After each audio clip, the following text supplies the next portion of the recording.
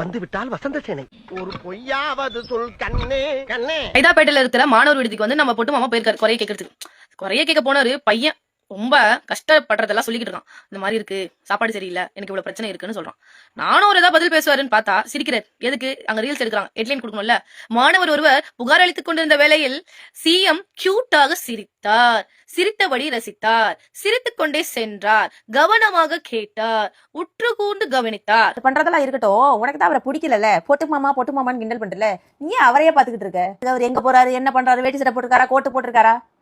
இப்போ நம்ம ஒருத்தவங்களை பிடிக்கலன்னா என்ன பண்ணுவோம், ஏதோ ஒரு வீடியோ வரும், 2 வீடியோ வரும், திட்டி விட்டுட்டு சீப்பா அப்படின்னு சொல்லி விட்டு போயிடுவோம் இல்லையா? ஆனா இது அப்படி இல்லை, அவரையே பார்த்துக்கிட்டு இருக்கு. அவர் எங்க போறாரு, காலையில எந்திரிச்சு எங்க போறாரு, மத்தியானம் எங்க போறாரு, ராத்திரி எங்க போறாரு, நைட் எங்க போய் தூங்குறாரு, இவரையே பார்த்துக்கிட்டு இருக்கு தூத்து. வீட்டுல யாரும் இல்லை போட்டுருக்கு பாக்குறதுக்கு. இதெல்லாம் கேட்க கேட்க இந்த அம்மாவுக்கு பொறாம தாங்க முடியல. ஐயோ ஒரு கியூட்டா இருக்காருன்னு சொல்லிட்டாரு, ஐயோ ஒரு வேட்டி சட்டை போட்டுருக்காரு சொல்லிட்டாரு. ஐயோ ஏன் பாக்குற நீ? போய் உன் கண்ணாடியில உன் மூக்கழக பார்த்து ரசிச்சிட்டே இரு. இதுக்கு என்ன தீர்வு சொன்னாருன்றது மட்டும் சொல்லல. ஏன்னா குறைய கேட்க மாட்டேன்னு போயிருக்காரு, பதில் சொல்ல போல. எனக்குங்க சிஎம் வாயை தந்துட்டாரு. இதுல ஒரு விஷயம் என்னன்னா, இப்ப இந்த குறை சொன்ன பையனை வச்சு பிரஸ் மீடியா ஒரு வாரம் நீங்க எப்படி பேசுனீங்க, நீங்க எப்படி சொன்னீங்க, அவரை பார்க்கும்போது உங்களுக்கு எப்படி இருந்துச்சு இப்படின்னு இன்டர்வியூ எடுத்து ஒரு வாரம் இந்த கண்டென்ட்டை ஓட்டிடுவாங்க. இப்ப நீ மட்டும் என்ன பண்ணிக்கிட்டு இருக்க? இதை வச்சு தானே நீயே வீடியோ பண்ணிக்கிட்டு இருக்கிற. உனக்கு வேற கண்டென்ட் ஒரு எதுவுமே கிடையாது. அவற்றை ஒவ்வொன்றாக நாங்கள் செய்யணும் சொல்லி சொல்லிட்டு இருக்கிறோம். குறிப்பாக நேற்றைக்கு முதல்வர் அவர்களிடம் வைத்த மாணவர்கள் வைத்த மிக முக்கியமான கோரிக்கைகள்ல அதாவது மின்தடை ஏற்பட்டா அதுக்கு இன்வெர்டர் வேணும்னு சொல்லி கேட்டாங்க.